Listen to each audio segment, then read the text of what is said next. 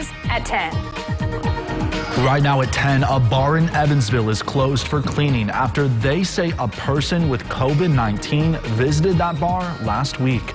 And police in Evansville are investigating after a shots fired call on Powell Avenue tonight. Eyewitness News was on the scene.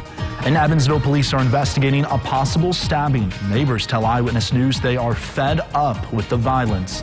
Eyewitness News at 10 starts right now. Live from the ABC 25 studio, this is Eyewitness News at 10. Good evening and thanks for joining us. I'm Noah Alata. We begin tonight with developing news in Evansville, where dispatch tells us officers are on the scene now after a report of shots fired in the 1100 block of Powell Avenue. Now, dispatch says Evansville Police, Fire, and AMR responded to the scene. That call came in just after 7:30 tonight. We do have a crew on the scene now, and we will continue to keep you updated as soon as more information becomes available. Now to developing news from a Southside Evansville apartment complex. Dispatch tells us officers were called to the 2700 block of Lodge Avenue just after 10 this morning for reports of a possible stabbing incident. Now, neighbors at the apartment complex tell us that they have had enough and it's time for something to be done with the ongoing violence. But there's kids out here. We don't have time for stabbings, shootings, fights. I mean, we have little kids. And I mean, this goes for all of Evansville. Like, we're tired of it. We're sick of it. We're done with it. Period. Now, the investigation remains ongoing tonight, and we are still working to learn more details.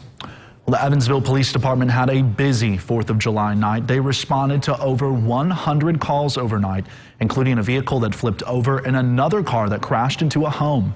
Police shared this photo on their Facebook page. EPD says that they were investigating a fireworks complaint when this vehicle sped off after seeing police arrive.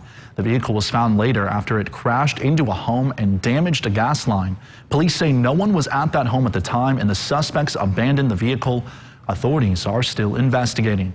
Police say they also responded to South Bakey Road after a driver lost control, crashed into a light pole, and then flipped. EPD says the person was intoxicated and arrested. No one was seriously injured. A woman was sent to the hospital last night after being hit by a vehicle while riding her bicycle in Evansville. It happened around 10 p.m. Officers found the victim laying on the ground in the parking lot of Right Stuff gas station. That's at the corner of Fulton and Georgia. Officers then spoke with the driver of the vehicle that hit that victim. The driver told police he was driving on Fulton Avenue and switched lanes, then saw the woman on the bike but could not stop in time and hit her.